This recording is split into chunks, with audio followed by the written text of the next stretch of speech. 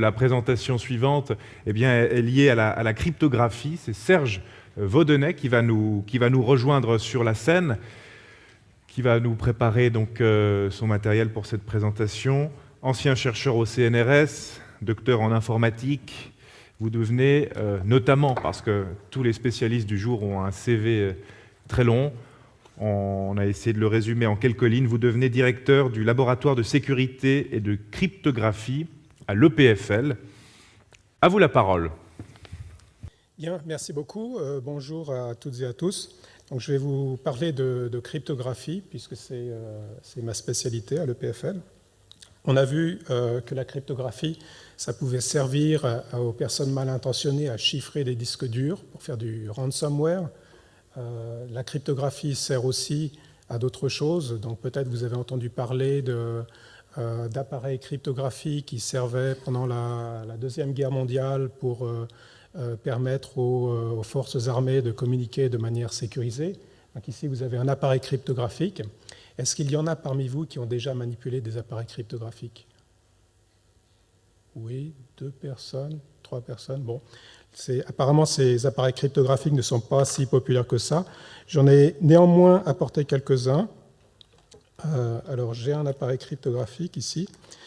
Alors, ceci, c'est un appareil qui sert à déverrouiller une voiture et à la faire démarrer. Donc, c'est un appareil qui sert à démontrer que son détenteur est bien le propriétaire de la voiture. Vous avez aussi un autre appareil cryptographique.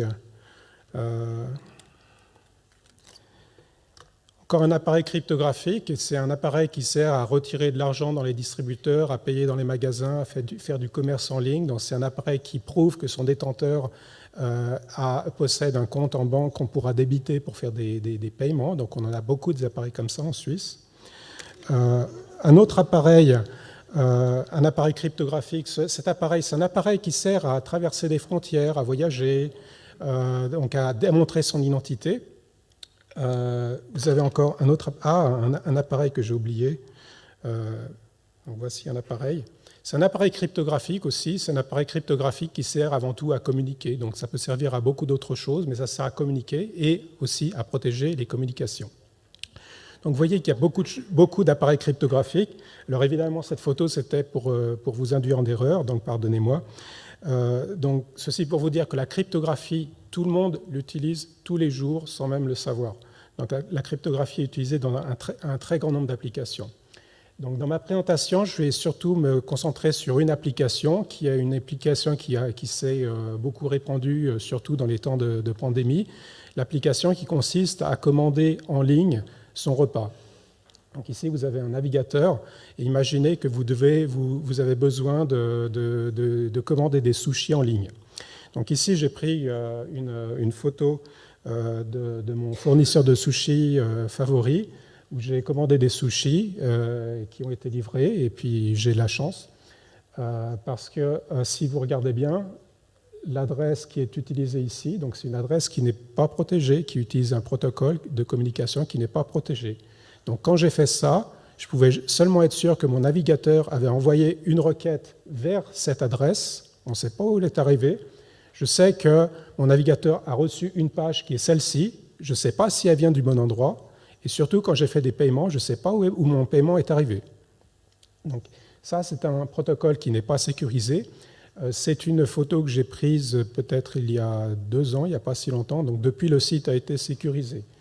Et il est sécurisé par le protocole HTTPS que vous connaissez certainement. Alors comment fonctionne ce protocole TLS qu'on dénomme par le HTTPS? Imaginez que vous avez ici une cliente. Ici, vous avez par exemple le fournisseur de sushis, donc un magasin ou un site en ligne. Et vous avez quelque part une autorité. Vous supposez que la cliente sait déjà reconnaître le sceau de l'autorité. Quand elle voit un document qui est certifié par l'autorité, elle sait le reconnaître. Lorsque le site a été protégé, le site de ce magasin a été protégé, le site a déposé quelque part auprès de l'autorité une copie d'une clé publique. Donc ici, je représente par un cadenas ouvert. Donc l'autorité a pu vérifier que ce cadenas appartient bien au magasin. En retour, cette autorité a rédigé un certificat démontre, qui atteste que ce cadenas appartient bien au fournisseur de sushi. Et lorsque la cliente va se connecter au site de ce vendeur de sushi, elle va recevoir donc ce cadenas ouvert et le certificat. Elle pourra reconnaître le sceau de l'autorité et donc avoir confiance dans ce cadenas pour l'utiliser et faire des communications sécurisées. Donc, au moment du paiement, par exemple, ce que cette cliente pourra faire, c'est mettre son paiement dans un coffre-fort, fermer le coffre-fort avec ce cadenas et ensuite envoyer le coffre-fort au magasin. Et seul ce magasin pourra ouvrir le cadenas puisqu'il possède la clé secrète. C'est le principe d'un cryptosystème à clé publique. Le cryptosystème, vous avez deux clés, une qui sert à déchiffrer, qui reste chez le magasin, et une autre qui est une clé publique que l'on peut envoyer à n'importe qui, à l'autorité, au client. C'est le cadenas ouvert. Et ce cadenas permet à la cliente de communiquer de manière sécurisée. Donc elle met ses messages dans un coffre qu'elle ferme avec le cadenas. Elle envoie le coffre dans un système de communication non protégé, mais le contenu du coffre est protégé. Le contenu du coffre pourra être ouvert par le magasin. Les systèmes de chiffrement asymétrique que l'on utilise actuellement, qui sont très répandus, reposent donc sur une opération qu'on peut effectuer dans un sens, mais pas dans l'autre. C'est une opération à sens unique. Ici, vous avez l'opération, par exemple, qui prend la clé secrète et qui fabrique la clé publique. Donc, c'est une opération qu'on peut effectuer dans un sens, mais qui est difficile à réaliser dans l'autre sens. Une des opérations à sens unique les plus répandues, c'est l'opération exponentielle. Donc la clé secrète qui est ici, ça va être un nombre x, et l'exponentielle, ça va être le cadenas ouvert. Donc l'opération exponentielle, c'est quelque chose qu'on peut calculer facilement. Par contre, l'opération inverse, qui est l'opération logarithme, c'est une opération qui est difficile. Alors peut-être parmi vous, il y en a qui vont être un peu perplexes, parce que si vous avez fait un peu de mathématiques au gymnase, vous vous souvenez que vous aviez des calculettes scientifiques avec un bouton logarithme quelque part. Donc si je vous dis que le logarithme est difficile, c'est un peu en contradiction avec cette calculette qui calcule les logarithmes en un clin d'œil. Donc cette calculette, elle calcule les logarithmes sur des nombres réels. Sur des nombres réels, c'est très facile de calculer des logarithmes.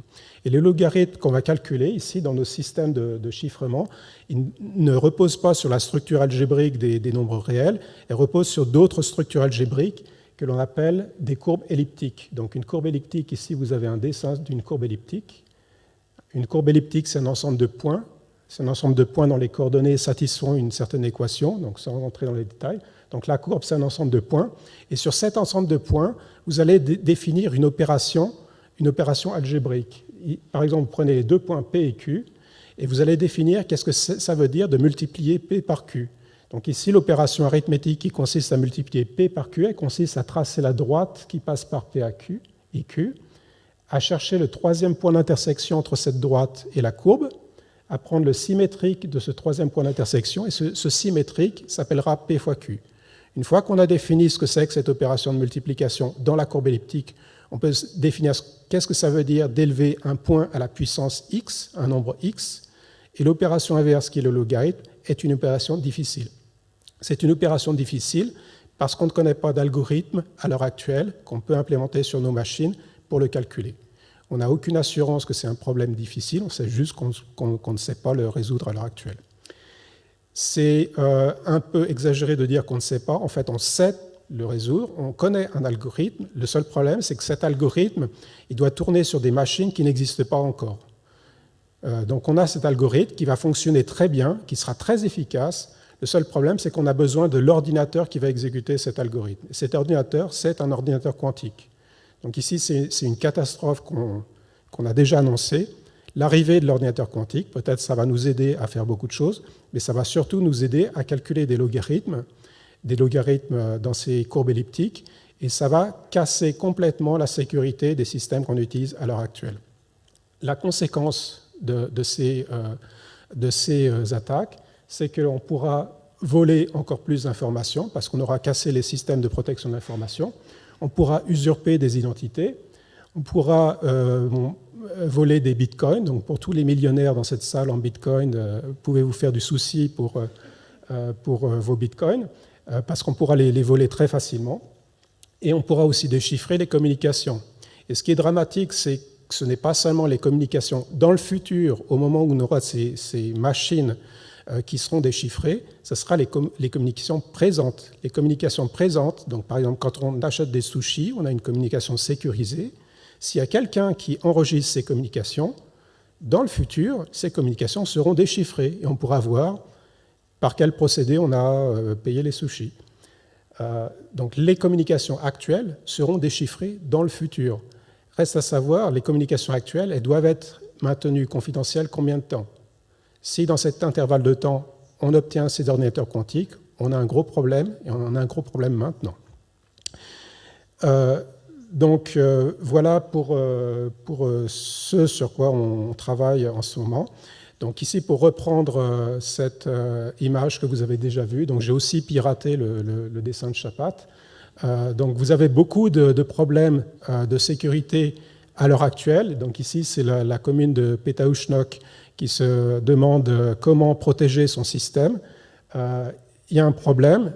Le problème, c'est de chercher un spécialiste pour assurer la sécurité de l'infrastructure numérique de la commune. Et pour trouver des spécialistes, on a un manque cruel de spécialistes. La solution, pour conclure cette présentation, la solution, c'est l'enseignement, donc la formation.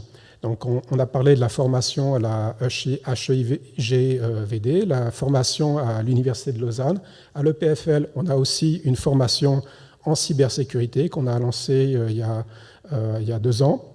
Et cette formation, on est à l'EPFL, donc il y a une composante théorique qui est très importante, mais nos étudiants aussi ont l'obligation de faire des stages en entreprise, donc il y a une composante pratique qui est aussi très développée.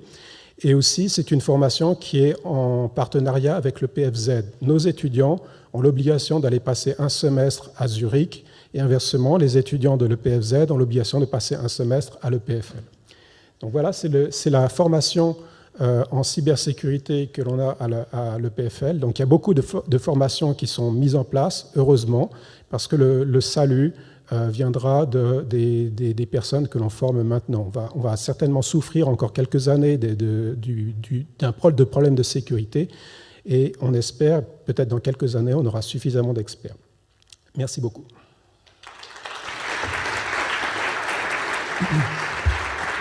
Merci beaucoup Serge Vaudenet pour cette présentation.